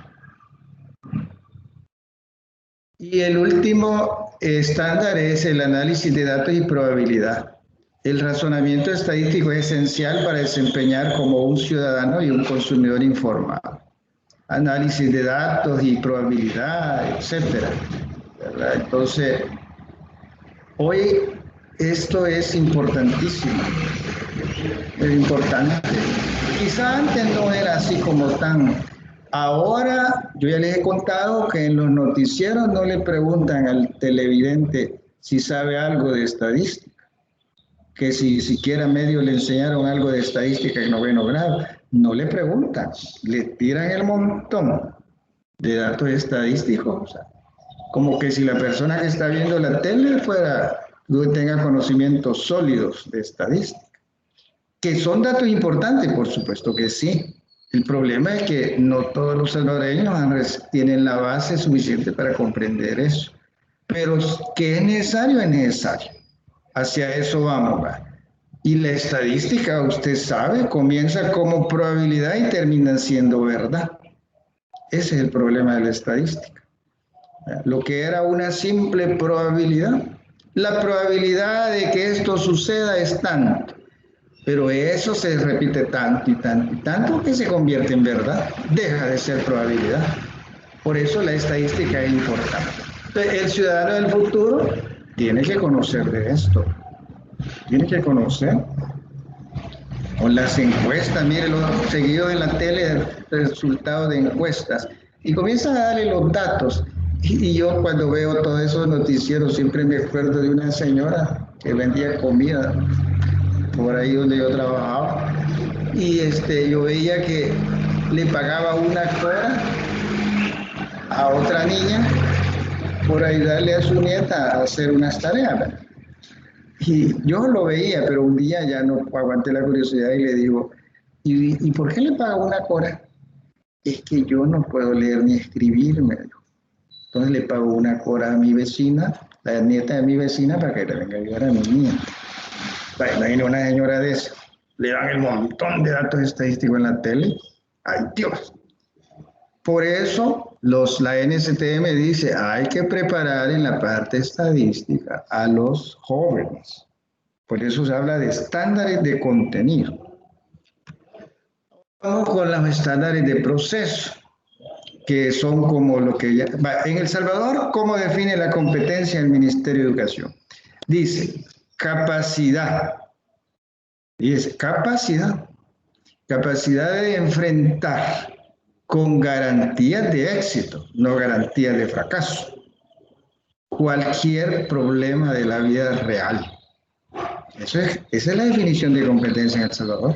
Estamos hablando de algo que no es para el rato, eso es para toda la vida. Que esa capacidad se puede ir incrementando, sí, pero debe haber cierta capacidad. Según el nivel en que esté, la capacidad va aumentando. El primer estándar, o sea, la primera competencia que menciona la NSTM, es la resolución de problemas. Dice que no es solo un objetivo del aprendizaje de matemáticas, sino también una de las principales maneras de hacerlo. Esta es una parte integral de las matemáticas, no es una pieza aislada del programa de matemáticas. Dice que los estudiantes necesitan tener oportunidades frecuentes para formular, enfrentar y resolver problemas complejos que requieren mucho esfuerzo. Pero lo más importante de esto es que a través de la resolución de problemas nos estamos preparando para enfrentar los problemas de la vida real y a la vez ese método nos ayuda a comprender los conceptos matemáticos. Esa es la gran ventaja. Por eso el primer estándar que pone la NSTM. El libro en mate está basado en eso. Por eso a algunos profesores tradicionales no les gusta el libro en mate, porque ellos siguen con sus algoritmos, siguen con la parte mecánica. Están desfasados. Sí es importante la parte algorítmica, pero el estudiante requiere mucho más que eso. Luego, razonamiento y demostración. El razonamiento matemático y la demostración ofrecen poderosos caminos para desarrollar y expresar comprensiones en un amplio rango de fenómenos. Esto de razonamiento y demostración es importante. Cuando se da el proceso de matematización, que ustedes ya deben saber qué es, ahí es vital el razonamiento y la demostración. Ya tengo los datos, ya los medio relacioné, ahora a darle con ganas lo que es el razonamiento, para lograr hacer el planteamiento matemático, la demostración. El otro estándar es la comunicación. Comunicación matemática es un camino para compartir y clarificar ideas matemáticas. A través de la comunicación, las ideas se transforman en objetos de reflexión, perfeccionamiento, discusión y rectificación. Es decir, la matemática tiene su propio lenguaje, ¿verdad? Y la ventaja del lenguaje de la matemática es que es bien preciso, es bien exacto, no es ambiguo. No es ambiguo, porque nosotros normalmente usamos lenguaje ambiguo. Si a mí me preguntan, ¿no quiere una Coca-Cola? Si agarro la tabla de verdad, ¿ustedes ya llevaron lógica matemática? Si la pregunta está planteada en forma negativa y yo quiero dar una respuesta positiva, ¿qué tengo que decir? ¿Sí o no? Pero que la respuesta debe ser positiva. Pero como me la plantearon en forma negativa, ante un no, que tengo que responder sí o no. Muy diferente cuando solo no me la plantean de forma negativa, simplemente me dicen, ¿quiere una Coca-Cola? Ahí es más fácil, no es tan ambiguo, porque solo hay dos opciones, sí o no. Entonces, nosotros en El Salvador a veces usamos lenguaje ambiguo. Por eso la matemática es bien precisa en su lenguaje, una ciencia exacta. Luego la otra competencia, las conexiones. La matemática no es un conjunto separado de ejes temáticos o estándares, aun cuando sean presentados a menudo de esa manera. Por el contrario, la matemática es un campo de estudio integrado.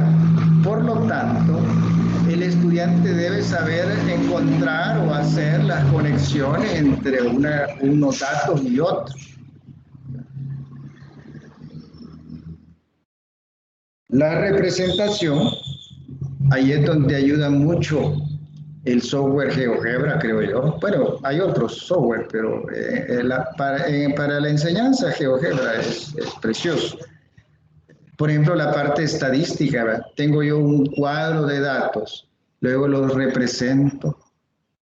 Es increíble que un simple gráfico me muestre toda aquella gran tablona que tenía de datos.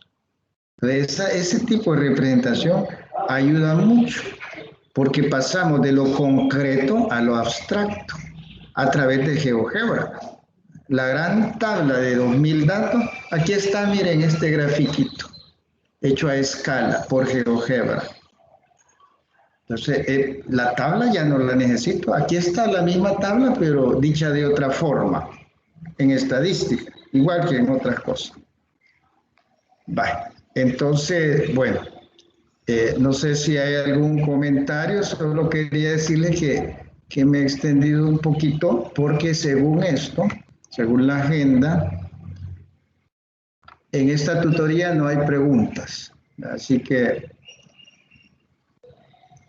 luego mencionarles que antes que termine con la diapositiva, que entre el 23 o 24 de enero va a ser la segunda prueba ordinaria. Y haciendo una pausa con la presentación, quería explicarles para aquellos que tengan algún problemita a la hora del examen. Ojalá que no tengan, pero en el caso de tenerlo, miren. Yo les sugiero que cuando usted vaya a hacer la prueba ordinaria y previniendo un fallo de internet, un apagón de energía eléctrica, previniendo eso, o fallas en la misma plataforma. Usted si cree que puede darse esa posibilidad de que se quede en el aire con internet o sin energía eléctrica, le sugiero que al nomás entrar al examen, revise todas las preguntas haciendo captura de pantalla para no perder tiempo. Y ya tenga un Word y va pegando las capturas de pantalla. Vale. ¿Y para qué hace eso? Para tener el listado de todas las preguntas del examen. Vale. Ya tengo aquí mi examen escrito en captura de pantalla. Todavía no lo he resuelto, no he respondido nada, pero ya lo tengo. Vale. Una vez que ya lo tengo en Word, el examen, sin responder, solo copié las preguntas para no perder tiempo. Entonces comienzo a hacer el examen. Vale. Suponga que a medio camino algo falló y ya no lo dejó continuar. El peligro en ese caso es que la máquina asume que usted ya terminó y le cierra y hasta ahí llegó su examen y usted no había terminado. ¿Qué tiene que hacer en ese caso? Inmediatamente, como usted ya probó y es demás, no le dio chance de continuar su examen y usted no lo había terminado y quiere terminarlo, pero ya no se puede, por lo menos en ese momento no se puede. Vale. Y el problema del examen es que solo lo habilitan un tiempito, pasado el tiempo ya se cerró, pues ya usted no puede hacer nada. Pero como usted tiene las preguntas en Word, por medio de la captura de pantalla, ¿qué tiene que hacer para no quedarse sin nota? Y como no es culpa suya, mire, cuando la máquina le mande algún mensaje ahí, que se quedó sin internet o algo así, haga captura de pantalla. Esa es la evidencia que me va a mandar a mí, de que usted se quedó en el aire no por pereza, ni por descuido. Algo falló, la máquina falla. Entonces esa captura de pantalla es la justificación. Mire, no terminé el examen, pero por esto, mire, aquí está la captura de pantalla y esa captura me la tiene que mandar. Y a continuación de la captura de pantalla, escriba la pregunta con su respectiva respuesta. Y tiene 12 horas exactas a partir de ese momento para enviármelo por correo. Si me lo mandó después de ese plazo que le estoy dando, yo no lo puedo recibir. Esa es la indicación general, que ojalá no les pase a ustedes, ¿verdad? Pero ya he tenido un par de casos en cada examen que se da eso y así lo hemos resuelto. O sea, yo debo tener las preguntas aquí por si este volado falla. No falló, gracias a Dios. Guardo mi documento con captura de pantalla. Pero si falló, la primera captura de pantalla que usted me va a mandar es el mensaje que le aparece en la computadora. Es el primer mensaje. Porque a veces manda un mensaje, mire, la plataforma se cerró, o mire tal cosa, o se quedó sin internet. Eso hace la captura de pantalla y me la manda en un documento en Word. Y a continuación de esa captura de pantalla, usted digita las preguntas con su respectiva respuesta. Como las preguntas se supone que usted ya las tiene desde el inicio. Vale. Esa es una prevención. Vale. Entonces, digamos, usted tuvo problemas o le había contestado 5 preguntas y se cerró, ya no le dio chance, pero logró hacer la captura del mensaje que le salió. Bueno, no se preocupe. Comience, abra Word. Para abrir Word no necesita internet. Y va, digita la pregunta, que ahí la tiene en captura de pantalla, escribe la respuesta, pasa a la otra, va. Terminó, guarda el documento, me lo manda a mi correo oficial de la UES y yo, si está dentro de las 12 horas que le digo, con gusto lo califico. Porque, bueno, a veces pasan esas cosas. Y usted va a tener nota. Yo lo que hago en la plataforma es escribir, porque en la plataforma aparece que el examen no se terminó cuando yo lo voy a calificar. Entonces yo siempre lo califico y ya pongo ahí una observación, que el examen fue completado fuera de la plataforma por falla de conexión. Y tengo evidencia de eso. ¿Cuál evidencia? La que usted me mandó. Ahora, si usted no me manda una captura de pantalla para justificar, ahí sí ya me pongo yo en problemas, porque a mí la universidad me pide justificación. ¿Por qué calificó esto fuera de plataforma? ¿Qué justificación le dieron? Vale. Y luego la otra cosa es el plazo. 12 horas. Si miran lo más que se le derrotó todo y que usted no pudo seguir ni para atrás ni para adelante, en ese momento siente de hacerlo. Solo son 12 horas. Si no ha almorzado, vaya a almorzar y al nomás almorzar, siente hacer el examen y mándemelo. Y entonces ahí voy a ver, bueno, me lo mandó en las 12 horas siguientes, bueno, yo lo voy a calificar. Viene con la justificación y viene el examen completo. Yo lo califico. Así que ojalá que no se dé ese caso, pero quería mencionárselo porque ya luego van a estar ustedes en el examen, ¿verdad? Ya usted ya sabe qué hacer. Vea cómo le hace para tener la copia de las preguntas del examen. Si no lo necesitó, porque todo nítido, vaya, gracias a Dios. Ya, pero ya había un plan B. Ese plan B téngalo ahí por no vaya a ser, ¿verdad? Como es examen. Vaya, aquí hay una pregunta, dice un comentario. El lenguaje matemático, el vocabulario matemático, el caliche es importante en la enseñanza de la matemática. Sí, claro que sí, ¿verdad? Por lo que decíamos, ¿verdad? Que la matemática tiene un lenguaje ya muy particular y muy preciso, muy exacto. Y como la matemática es una ciencia exacta, entonces hay que acostumbrar al estudiante a usar el lenguaje matemático adecuado, porque no es ambiguo como el lenguaje común, la calle. La calle, la primera vez que yo escuché en los adolescentes una palabra, me quedé adivinando qué quería decir. Hasta después me explicaron qué quería decir. Porque así es el lenguaje de la calle. A veces uno no sabe ni qué es lo que le están diciendo. Una vez un adolescente estaba hablando de su jaina. Acababa de salir esa palabra. Y yo le escuché y dije, jaina, ¿sabe qué será? Y después a otro grupo le escuché la misma palabra. Y le digo, disculpa, ¿y jaina qué es? Y se tira la gran carcajada. Mi novia, profesor. Entonces, en matemáticas no queremos que pase eso. El lenguaje universal, el lenguaje matemático. Bueno, como ya son prácticamente las 10, yo terminaría acá, pero ya prácticamente las diapositivas estaban terminadas, ya me faltaron poquitas. De todas maneras, esta presentación va a estar en la plataforma a partir del lunes. La pueden descargar, es el mismo material que está ahí, pero ya resumido, ¿verdad? No sé si tiene alguna pregunta, algún comentario antes de cerrar. Sí, dígame. Yo solamente preguntarle con respecto a lo que decía del parcial, si por desgracia, ¿verdad? Se traba y hay que hacerlo en Word, ¿hay que volver a contestar lo que ya se hizo en plataforma o se sigue a partir de donde uno se quedó? No, lo que ya se guarda en plataforma ahí aparece, porque ya tuve un caso de ese, una muchacha creo que era, le permitió contestar hasta la pregunta 5, que era de selección múltiple. Las otras de complementar a comenzar iba cuando se quedó a media. No sé qué es lo que falló, pero que la máquina le mandó un mensaje. Entonces, cuando yo revisé en la plataforma, las 5 que ella ya había contestado, ahí estaban las respuestas. El problema es que la máquina... ¿Cómo? Se seguiría a partir de donde se trabó. Se seguiría a partir...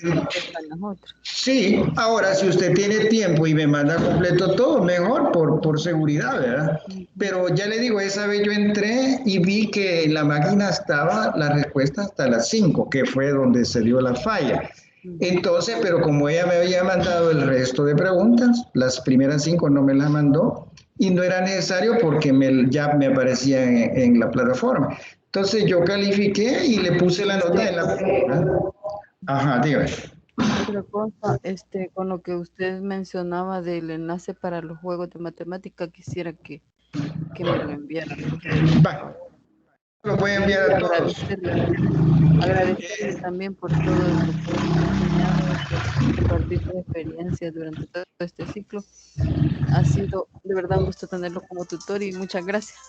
Bueno, por nada. Entonces, bueno, muchas gracias. Ya voy, Luis, espérame. Entonces les agradezco mucho y paro acá porque tengo otra videoconferencia más tarde. Que pasen un buen día y suerte con las tareas y exámenes. Espérame, Luis.